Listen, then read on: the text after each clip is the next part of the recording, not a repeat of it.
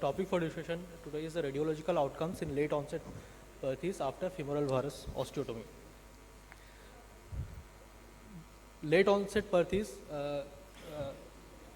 we call late-onset Perthes when the onset of symptoms is after 8 years of age in the children. In most of the cases, it is associated with more severe course than children who have earlier onset of the disease, and often the outcome is poor. The aim of treatment in Perthes disease is to get a spherical femoral head and congruence in articulation in the acetabulum. Present consensus is that non-operative treatment does not alter the natural history of severe cases of Perthes disease. Recent studies have shown that the good outcome are possible with containment independent of the age, even in the later stages of Perthes disease.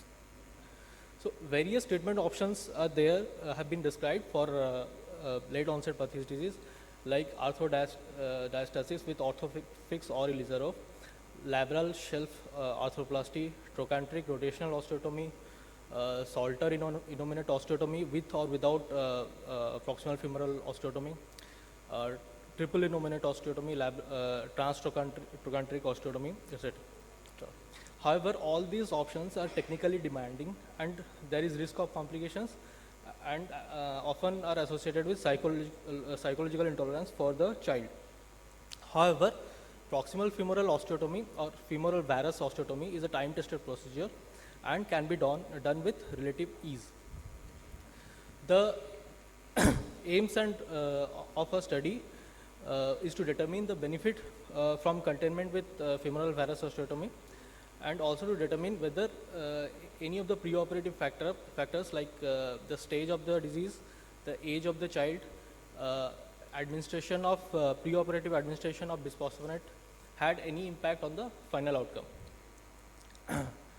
So this study was done in the Department of Pediatric Orthopedics or CMC Vellore. It was a retrospective study. We analyzed the X-rays and case records of about 276 children who had undergone varus osteotomy between 2008 to 2019. Out of these, we excluded those children who had bilateral involvement or there was any history of coagulopathy or sickle cell disease, or if there was advanced disease like in modified Elizabethtown grades 3B and 4, or if there was a history of significant trauma to the child. So finally, out of all this, we had 27 children with 27 hips who we included in the study. The preoperative X-rays were analyzed for classification, that is modified Elizabethtown classification and modified Herring lateral pillar classification, and the case records were also checked whether they had received any bisphosphonate injection. The post-operative radiographs were analyzed and the calculations were done like epiphyseal extrusion index, deformity index, the Caput index, the articulotrochanteric distance index, the epiphyseal quotient, and also the Stuhlberg outcome classification. So these are the baseline clinical and radiological parameters of the children. There were 27 children. The average age of presentation was 9 years. I'll just skip on to the.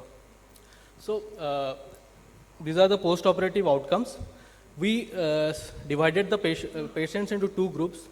One group were those who had deformity index less than 0.3, and the other group were those who had deformity index more than 3.